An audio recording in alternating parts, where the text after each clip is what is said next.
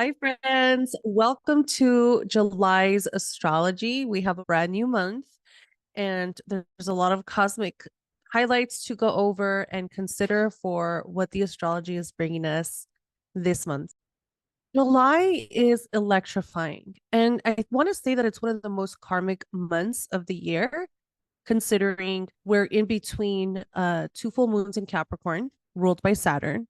And between those two full moons, we had a Saturn retrograde. So the idea, the themes, the archetype of Saturn are very prominent. And it's something for us to pay attention to and learn from. One of the things that I ask myself as an astrologer is when a certain planet is highlighted, I want to look into the patterns of that planet and what's happening on the greater scale. So, in me taking a look into the ideals of Saturn and what he's been doing and what the Capricorn energy has been teaching us, we come into an understanding that Pluto is doing its absolute last round of being in Capricorn this year. And this is huge. This is once in a lifetime type of astrology. It's not just a full moon that's passing by. We are saying goodbye to Pluto's journey of Capricorn. And to be honest, we're not going to see this again in our lifetime. Now, July also does contain a lot of electrifying, shocking moments with Uranus being involved and activated. And we're going to talk all about that. So let's just get into the deep dive of July's astrology. For those who are new to my work, I am a professional karmic astrologer. My name is Brilla Samay, and I have an entire warehouse of astrology information available to you when it comes to the karmic undertones. Now, why do we focus on karmic astrology here? The reason is because we are multidimensional and the human is living through time simultaneously.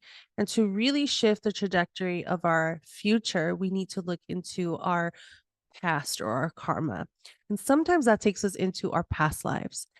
What lets us time travel is emotions and feelings, because any single emotion takes you back to the past.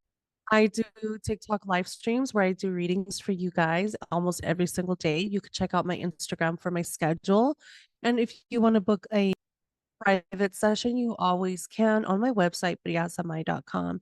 But most importantly, you will find videos on this page or podcasts on anything from astrology to celebrities to horoscopes and must know information. Our first transit in July is going to be Neptune stationing retrograde in Pisces. Now, the reason that I am paying attention to this is because Neptune is so highlighted in the heavens. We're almost even underestimating Neptune's position. He is currently at 29 degrees of Pisces, which is the last degree of this zodiac sign. And so we're doing this journey of closing in chapters when it comes to our spirituality, when it comes to our psychic connections to the cosmic womb. So that almost even goes beyond our solar system and what else is out there. Neptune is one of the furthest planets to us, so it really takes us out into the greater landscape of what the universe is. Considering what is next after 29 degrees of Pisces, we have 0 degrees of Aries. And so it really emphasizes the concept that we are at the tail end of a learning lesson. And I want to emphasize too that Pisces is so much about the subconscious. It's almost like we are so far away from the Neptune frequency that the only way we can really antenna into it is through our intuition, through our energy, through our inner subconscious. And I feel that a lot of us have been intuitively, psychically trained as to how to sharpen this gift, technology, and power that the human has to literally have a GPS system that can connect to Neptune. The reason I emphasize this is because you can imagine who can access this and who cannot, and how much you have to quiet the voices and quiet the mind to be able to listen to that really quiet radio station tuned into Neptune. We are doing the finalizations of this karmic lesson as on a subconscious level, collective level, and a personal level. Now, in this retrograde, Neptune is going to go all the way back into the 27th degree of Pisces. And so we're at the second to last time that Neptune will be at 29 degrees before it permanently stations into Aries. So we're going to get a little preview of Neptune in Aries when Neptune goes direct around April 2025. Now, what does this mean on an individual level? What does a Pisces retrograde signify in you? Number one, it has a lot to do with us going inward into that psychic antenna that I was talking about.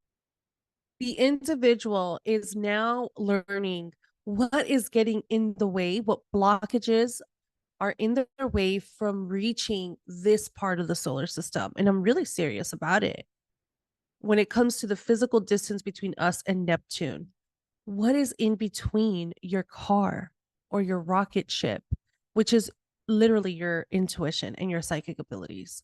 So for us, we're doing this refinement process around our karmic blockages. These could be wounds from past lives. It could be wounds that happened yesterday that are super triggering. But the point is to work through the depths of ourselves to be able to clear the path into the highest frequency that we have in the universe, because 29 degrees of Pisces is where we have a seat next to God. And this is us being able to see everything through the God-like lens. So what is keeping you from that? Now, this isn't about perfection, and this isn't about disregarding the human experience. It's about divination and using the human gifts and technologies that we have access to.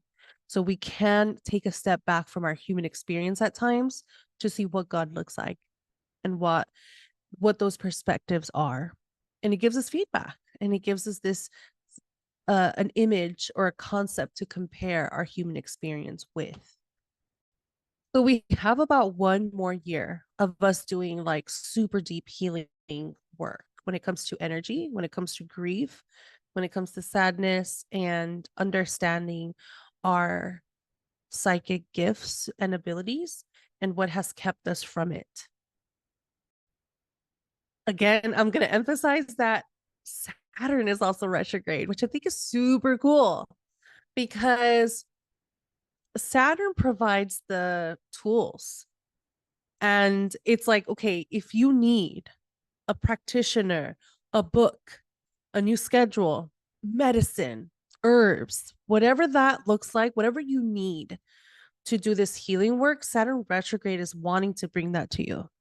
So you need to work with your own personal Saturn to really understand what tools are needed. On July 2nd, we're also going to have Mercury go into Leo, which I think is really fun. Mercury has everything to do with our mindset and where our focus shifts into and how we speak to ourselves and speak to each other.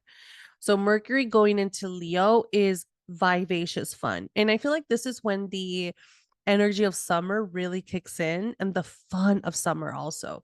So during this season, we're going to notice ourselves being more colorful, more excitable, wanting to experience fun things, seeing the sun, being out in the sun, and planning more activities, whether this is with yourself or with your kids or with your family members. It's about having fun together.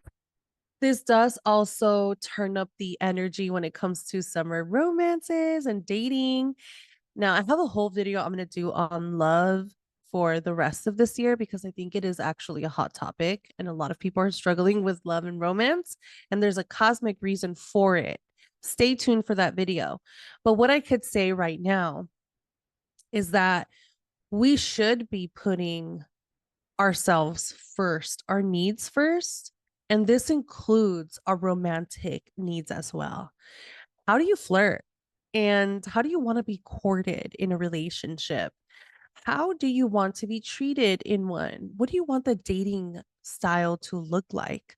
A lot of people disregard this. And it's so important because this is how we start meeting and this is how we start sharing the heart.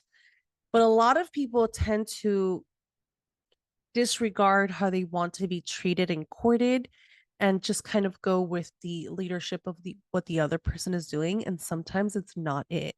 And I think this Mercury in Leo is a reminder to honor what gets you excited, honor what makes you feel like a queen or a king, honor what makes you feel special, because Leo is all about feeling like you are the only person in the world. And when you have someone that can make you feel this way, that's the whole goal in dating for the most part, right? Dating is to be loved and to be appreciated, and for you to do that back to the other person as well. So I do think that these concepts are going to come in and it's going to amp up the romance factor, and we're going to have lots of fun with that. Mercury in Leo is also going to have a lot of couples, existing couples, talk about what extending their family looks like. Are we ready for more kids? Are we ready for the first kid? What does pregnancy look like in our story? Do we need to be married before this? Do we need to buy a house before this? Like, everything is customizable for the most part, but what does that look like for you personally? So these conversations are going to be up in the air, especially for people who need to plan it with things like fertility treatments. This is going to be a really good time for you to have those discussions and come into an agreement on what family planning looks like for you. Now, of course, I have to say the cliche definitions. This is a creative and artistic time. So, a lot of us are going to feel like we want to express what's in our heart chakra. So, whether this be by coloring, doing artistic work, getting creative, hobbies are going to go up, up, up. Your Michael's and Joanne trips are going to also skyrocket because of the need to express yourself. And there is no limit to how the human can express itself. It could be physical, digital, verbal. There's so many ways that we could share what makes our heart light up.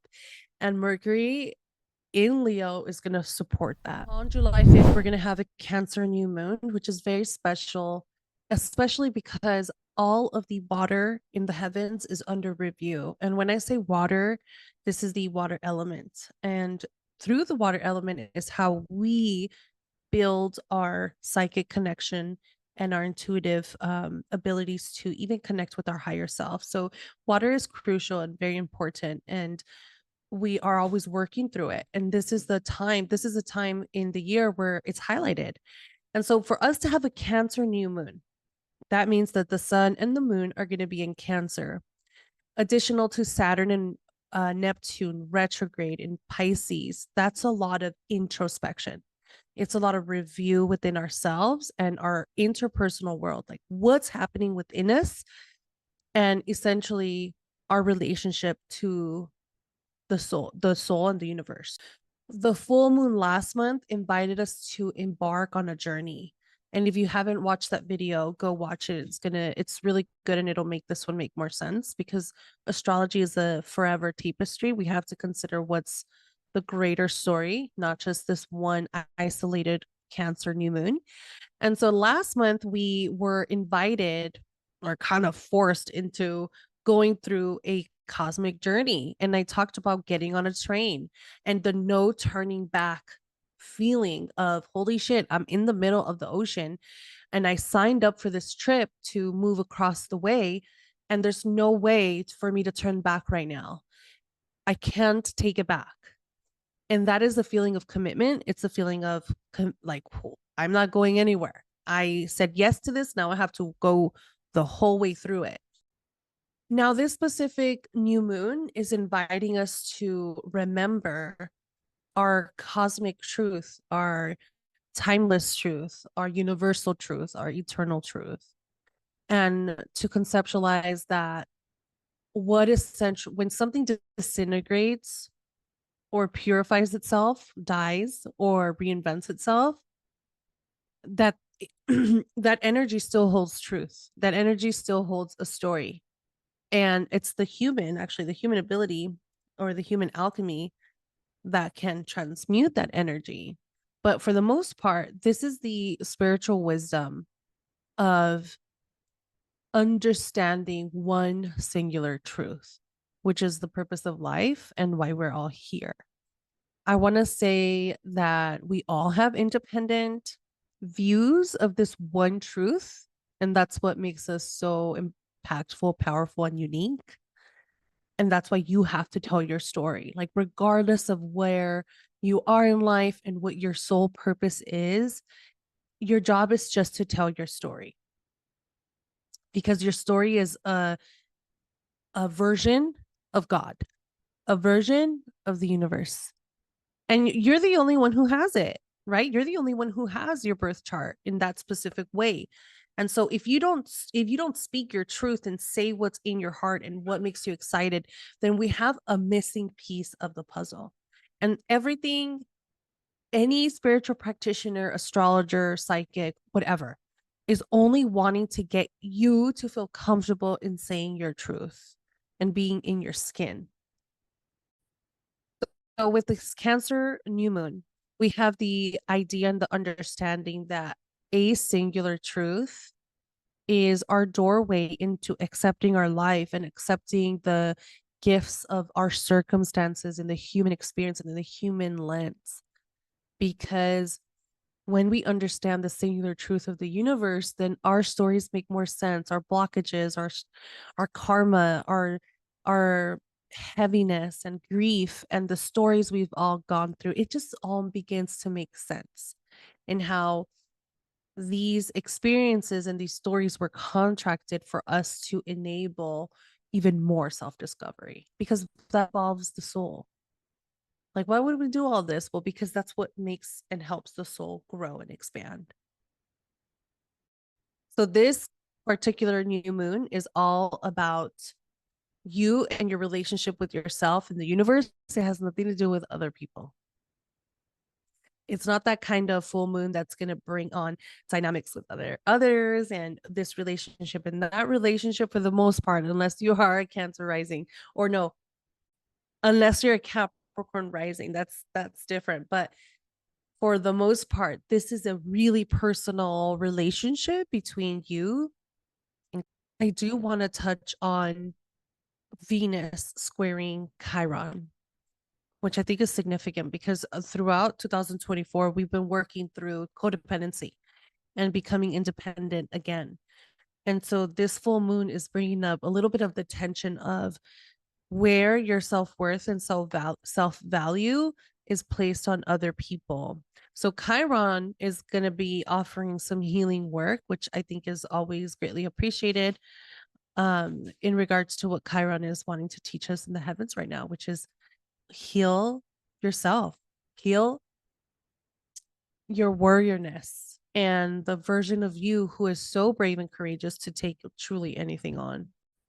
So there is this undertone of healing insecurities that have been holding us back from being our true form and allowing ourselves to be loved in our truest light. On July 11th, we're going to have Venus enter Leo, which is also super vivacious in regards to love and romance. We have all been slowly building up this energy with Mercury having gone into Leo, and now we have Venus, and pretty soon the sun will also join us in Leo. So we're getting our flares back, we're getting our fire back, we're getting a taste of what the energy of passion feels like and how we can safely express it. And this whole Cancer season has been about healing and introspection.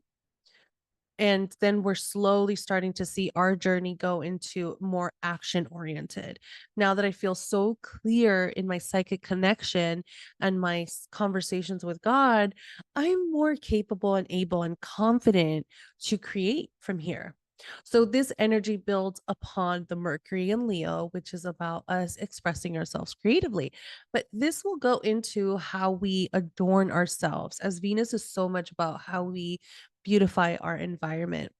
So this can change the way that we style ourselves and the clothes that we wear, maybe updating our wardrobe to be a little bit more of what makes us feel like a goddess. And through this, we create Venus magic, because Venusian magic is about the aesthetic and the artistry of how something looks, which is why Libras will dedicate themselves to the look of something. Think of Kim Kardashian. Like, she will dedicate herself to a look regardless of what her body is saying and maybe if it's comfortable or not. She'll do it to be the muse. So when Venus is in Leo, she's supporting a louder expression of us, a louder version of us that says, I'm here, I'm ready to be seen in my full light, and therefore I'm going to adorn myself in that way. Now, this is going to make relationships even more vivacious, especially ones that are more calm and quiet. Venus in Leo says we need to get some laundry going. We need to do a little staycation or something fun that is just between you and I. Or maybe this is drinking. I don't know. But it's just having more fun in relationships. And we're here for that. On July 15th, we're going to have the craziest day of July, which is Mars conjunct Uranus and Taurus. For as much as I want to say that this is exhilarating, enlightening, and fun, Uranus is not a planet that you want to mess with. Uranus, for the most part, is a planet that is truly unpredictable. And for the human, that's a little bit unnerving because for most people are insecure and most people take radical changes and freak out, just being honest, right? So what I like to say is there's two definitions to this conjunction. You're going to have the positive experience and then the light and then the more heavier experience. And what determines this is the person's, for the most part, their dedication to their personal development. Are they actively working on clearing their karma? Because if they are, then this Mars Uranus conjunction is like moving the needle. Mars is action, what you're doing. And so if you've been stuck somewhere or been having like cloudiness, which yes, with all this Cancerian energy and water energy, this conjunction could just be exactly what you need to troubleshoot you. And this is ingenious ideas and solutions that come in, intelligence that comes in that you were not accounting for. And it makes a significant impact in the trajectory of your life. So this is pure science, pure genius that comes through.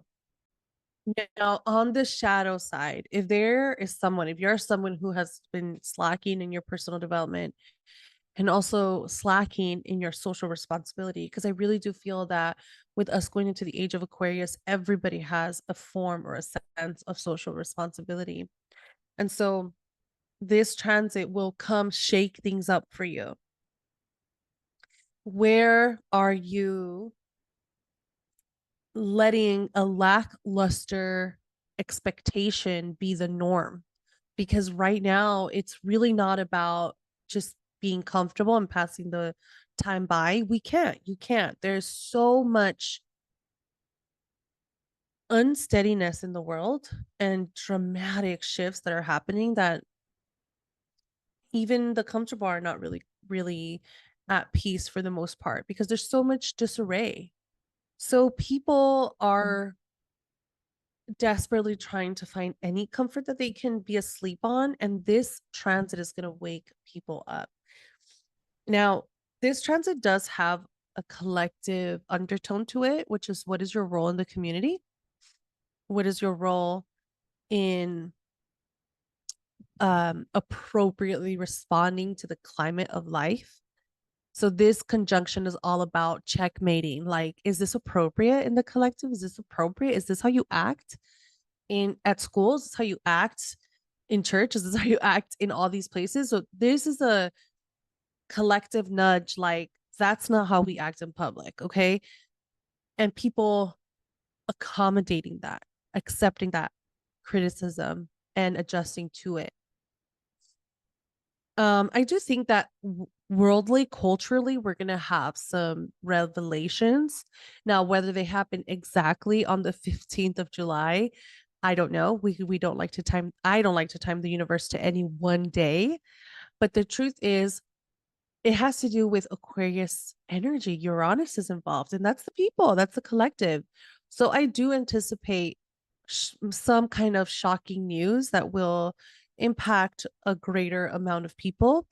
This could be a political decision, a political announcement, that the collective would need to adjust. But I want to anticipate that whatever this is, it's going to be to adjust to the collective narrative. Almost like we are listening to you, we're hearing this out, and so we're going to respond accordingly to it. So it's like a correction in some ways. We'll see. Now, on July 20th, Mars is going to enter Gemini. This is exciting. It's fun. I think it is because there's going to be this overstimulation with Jupiter and Gemini. And so we've been just feeling the need to grow, and expand.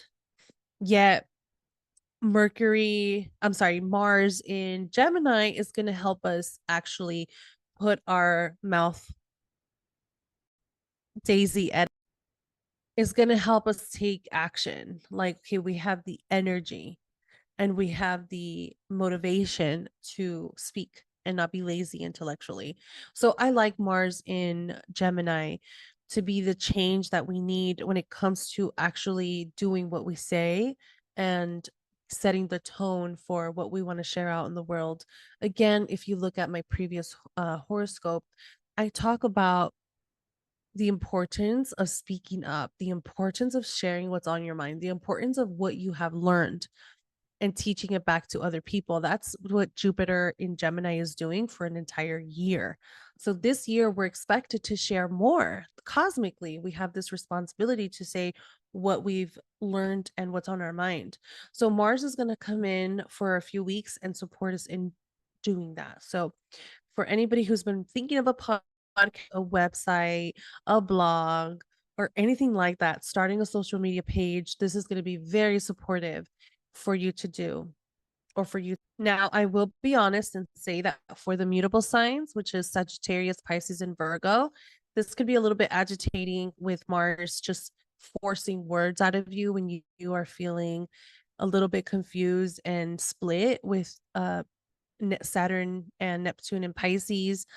And so we could be a little bit disoriented, and it'll take a little bit of time to adjust to that. So for the mutable signs, give yourself the grace to kind of speak slowly and reiterate or rephrase what's on your mind. Now we come to July 21, where we're going to have a Capricorn full moon. This is going to be the second full moon in Capricorn for this year, and it's going to be at the 29th degree, which is very significant. What are the odds that we would have two Capricorn full moons, one at 1 degree and the other at 29? It's really encapsulating the entire archetype of Capricorn. And so what this means for us is this full moon is a test, final test of, can you bring spiritual meaning to everything that is physical? Or could you conceptualize that everything you materialize has an energetic origin, a spiritual origin? So this is uniting the cosmic womb to the final materialized manifestation. And this is something random, like giving foundation a spiritual meaning, because we're looking at foundation like, oh, it's just makeup and it's just something we put on our face. But the truth of it is, where did that even come from? Who originated this concept of foundation? It came from an idea. It came from it came from a guru. It came from, like, we have so many ways to backtrack any physical item into a spiritual significance or a spiritual meaning. And that's what this full moon is teaching us, is whether you want to see it or not, every single thing around you has a spiritual meaning and purpose. And that almost equates the full circle of life, the full circle of the human experience, where you have an inspiration and you manifest it into something physical. Isn't that what everybody's trying to do anyway? Now, for people personally, I do think that this full moon is also going to bring significant changes to people's careers and their uh, work life. And this is especially true for entrepreneurs. Like, Saturn cycles are so important for everybody, every single human, but especially for the entrepreneur that has created their own systems, that has created their own governing body. And when you work with Saturn, it can make things easier or it can make things a little bit more challenging. But nonetheless, this full moon is bringing closures to some businesses and entrepreneurs, whether this is you completely letting go of a side of your business or you seeing the benefits of the hard work you've done, so the karmic blessings from it. On the greater scale, I do think people are going to be asking themselves, what is the purpose of my job? What is the purpose, and like what's going to give me money to pay my bills, and not just my bills but my vacations, my homes, my cars. Like, we're asking these types of questions for ourselves, to ourselves, and is going to hopefully demand shifts in the corporate world where we need to be more realistic and honoring the average home's needs. Let's get more for real about it. So who knows what this could truly be and how this will manifest with just people advocating for their foundational needs as a family and as a whole unit. This may also put certain CEOs and bosses under the microscope in regards to their business practices, especially if they have to deal with public services. So we may just hear public news about leaders and owners and CEOs in regards to some of their undisclosed business practices. By July 22nd, the sun goes into Leo and we are officially in Leo season. Woo! And this is us getting our fire back, and we can really put down all of this emotional water and feelings moving through our intuitive landscape, and we go into just fully embodying our creative energy. The sun in Leo is always so much fun for connecting with the actual sun. Go outside, be outside, let yourself feel the sun on your skin. And this is also a nice time for you to walk the talk. You know what I mean? Let yourself be seen in your full light, in your full expression. And it does mark just more active um, spotlighting ahead. Now, before we get on that super fun train, I do have to mention that really quickly.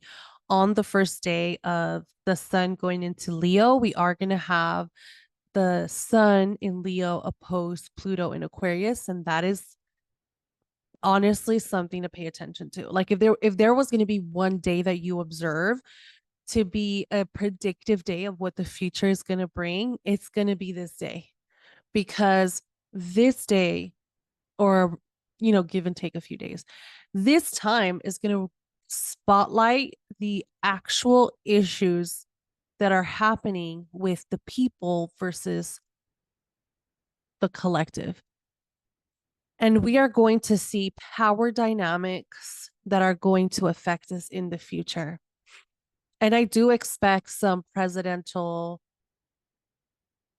movement here, because the sun in Leo always historically has a lot to do with the leading presidents. And I do anticipate some kind of power shifts, power dynamics that will take place here.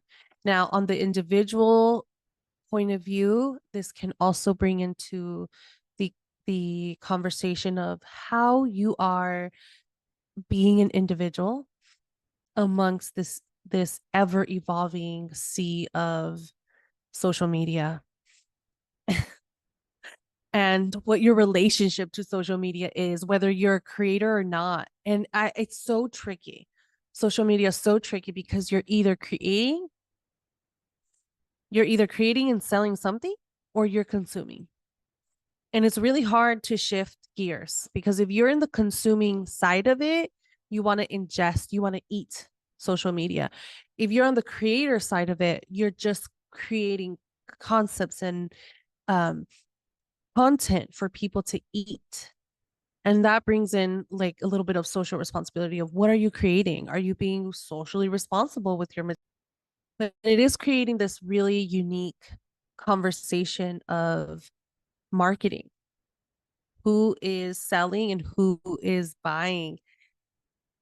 And in many ways, that is uncharted territory. We never seen anything like this before. So mark your calendars, pay attention to this day. On July 25th, Mercury enters Virgo, and we have our first introduction into the next season, which is Earth Virgo season.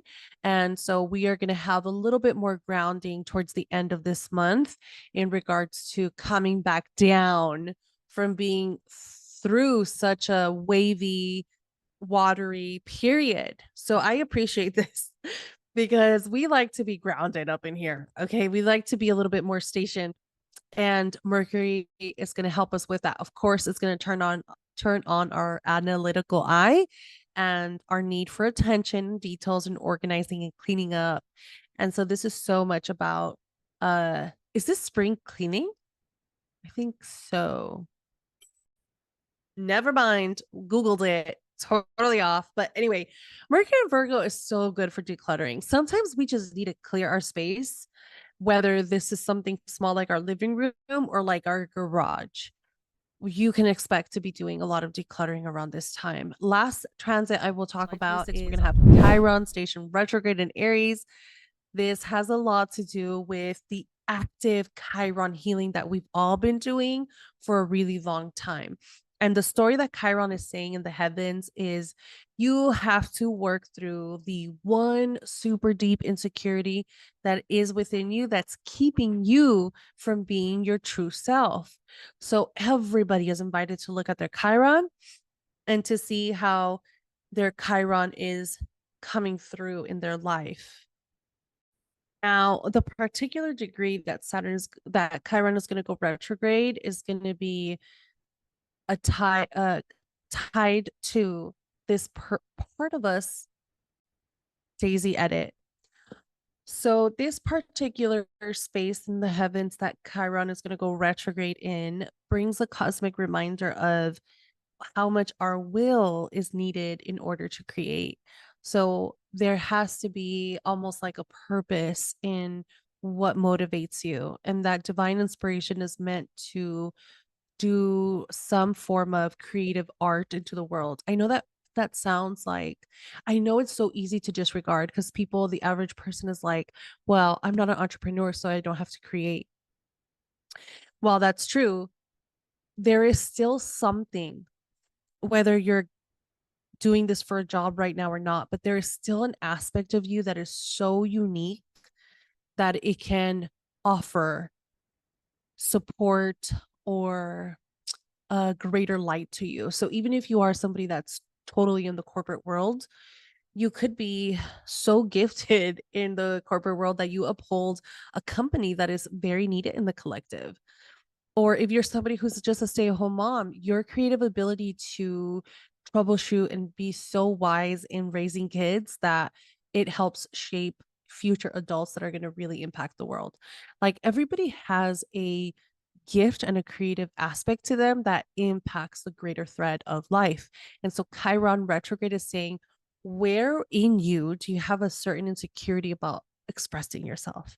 And it's time to heal that part of you. And wherever you have Chiron, that's going to be a testament to what is holding you back. Whatever your Chiron placement is saying, that's what you need to give yourself so you have the confidence to create. Those of you who are super curious about your karmic astrology and what your karmic patterns are in this lifetime and in past life, I do have an incredibly exclusive karmic astrology report that you can get specifically about your birth chart. All you have to All you have to do is go to my website and grab your copy of the Karmic Patterns Report. It is honestly one of the community favorites and almost like a milestone hallmark moment to one of the first things you grab from my website, which is learning your specific karmic outline. Once you get that report, you can arm yourself for a karmic astrology reading that talks about the future and what you can expect and how you can anchor yourself in a karmically balanced life, which is when magic truly starts. If you want to jump in and do a private reading with me, you absolutely can. Go to my website, brillasamay.com, where you can see my calendar and book yourself to talk to me about your karmic threads. Let me get obsessed with you because that's what I love to do, talk about you. And if you want to get a super quick paced reading or a mini read from me on live stream, go visit my Instagram and check out my schedule for TikTok live streams where you could join my live stream and get a tarot or astrology or both or synastry reading for yourself. I love you guys so much. Saturn is my favorite planet, and that's because he rules over time. And so I'm super appreciative and super thankful for everybody who spent time with me in this video. I appreciate your support like you don't imagine. Bye, friends. See you next time.